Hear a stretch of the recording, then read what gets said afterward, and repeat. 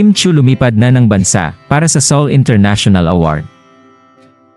Very excited to represent the Philippines, of course, ABS-CBN. So, nakaka-excited. Kaya mag-represent tayo ng Filipino outfit.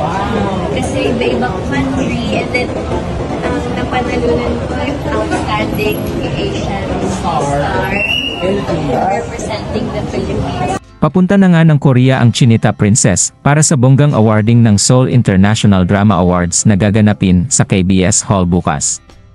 Halata ang kaba, ngunit saya na mukha ni Kim Chiu nang makapanayam ito ng press.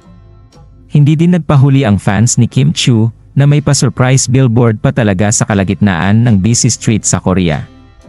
Talagang full support ang Kim Pao fans at solid fans sa suporta na kanilang binibigay kay Kimi. Ayon naman kay Kim Chiu, sobrang honored siya na ma-represent ang Pilipinas sa awarding dahil halos 40 countries din ang dadalo sa nasabing patimpalak. Ayon sa dalaga, hindi siya makapaniwala na sa dami ng mga magagaling na nominees ay siya ang napili at binoto ng mga netizens, kaya nagagalak siya sa award na kanyang matatanggap. Excited na di umano siyang makita ang mga representative ng iba't ibang bansa, at syempre bilang isang fangirl din ng mga Korean dramas ay excited din siyang makita ang mga Korean artists.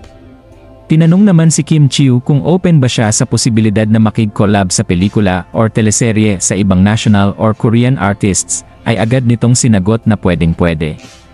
Bilang isang tagahanga sa craft at mga produce na teleserye sa Korea, ay walang problema kay Kim Chiu kung magkakaroon siya ng offer or projects outside of the Philippines.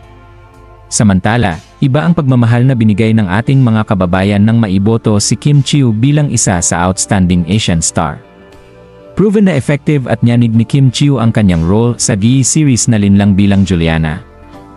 Kahit na nakakainis ang karakter niya at marami ang napainit na dugo sa kanyang ginampanan, ay lumabas naman ang angking galing nito kasama si Paulo Avellino. Next na abangan ng netizens ay ang susuotin ng dalaga bukas sa red carpet at speech ni Kim Chiu.